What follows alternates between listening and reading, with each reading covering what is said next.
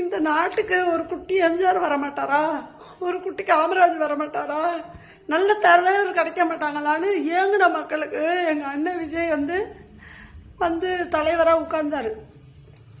உட்கார்ந்த உடனே என்ன பண்ணியிருக்காரு பாருங்க, 717 ஒயின் ஷாப்பை நீக்கி இருக்கிறாரு.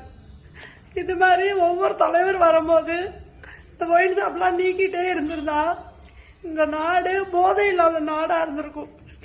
நிறையா பெண்கள் வாழ்க்கை வீணாகாம போயிருந்திருக்கும். 70% பெண்கள் வாழ்க்கையை இந்த குடின்னு குடிச்சு அவங்க வாழ்க்கையை வாழ விடாமல் போனது இந்த குடி தான். அதை 717 ஒழிச்சம் ஒழிச்சது எவ்வளோ பெண்களுக்கு வயிற்றுல பாலை வாத்துற மாதிரி இருந்துச்சு தெரியுமா? என்ன மாதிரி பெண்கள் கலங்கி வாழ்க்கை இழந்து இருக்கிறவங்களுக்கெல்லாம் இது மிகப்பெரிய சந்தோஷத்தை கொடுத்துருச்சு. 717 அடுத்தது 7000 ஆகணும், அடுத்தது 70,000 சுத்தமாக இந்த போதை இந்த குடி இல்லாமல் அழியணும். இந்தம்மா குடிக்க அடிமையானவங்க எல்லாம் குடிக்காம இருக்கணும். எமோஷனல் ஆகுது இதெல்லாம் கேட்டோன்னே. எங்கள் அண்ணன் விஜய் ஆட்சிக்கு அமர்ந்தோடனே இதை செஞ்சுருக்காரு. இது எவ்வளோ பெரிய நல்ல காரியம். இதை நல்லா வரவேற்கிறாங்க எல்லாரும்.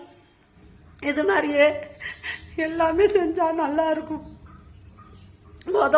இந்த தமிழ்நாடு குடியிலேருந்து வெளியில் வரணும். குடிச்சு குடிச்சு குடிச்சு எல்லாரும் வாழ்க்கையும் வீணாக போயிடுச்சு. 43 வயசுல போய் சேர்த்துட்டாரு என் குழந்த. எங்கள் அக்கா வீட்டுக்காரு, எங்கள் அக்கா பையன் எல்லாம் சந்தோஷத்தில் குடிக்கிறாங்க, சண்டை வந்தால் குடிக்கிறாங்க, துக்கம் வந்தால் குடிக்கிறாங்க, சாவுனா குடிக்கிறாங்க, பிறந்தா குடிக்கிறாங்க. குடினே தான் குடியில் அழிச்சிச்சு.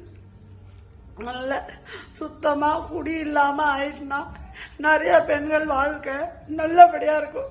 நிறைய பேர் தகப்பன் இல்லாமல், புருஷன் இல்லாமல், அண்ணன் இல்லாமல் இந்த குடினால செத்து போனவங்க எவ்வளோ வேதனைப்படுறாங்க தெரியுமா? ஒரு உறவு இறந்து போயிட்டா அண்ணன் இறந்து போனா பக்கத்தில் உள்ளவங்க ஏத்த வீட்டுக்காரங்கள அண்ணன் சொல்லலாம். ஒரு மாமா இறந்து போனா பக்கத்துக்காரன பாபா, ஏத்த வீட்டு பாபா, யாரையாவது பாபான்னு சொல்லலாம். அதே மாதிரி எந்த உறவு இறந்தாலும் அடுத்தவங்கள அந்த உறவு சொல்லி கூப்பிட்டுடலாம். ஒரு கணவன் இறந்தா நீ என்ன கணவன் சொல்லுமாடி யாரோ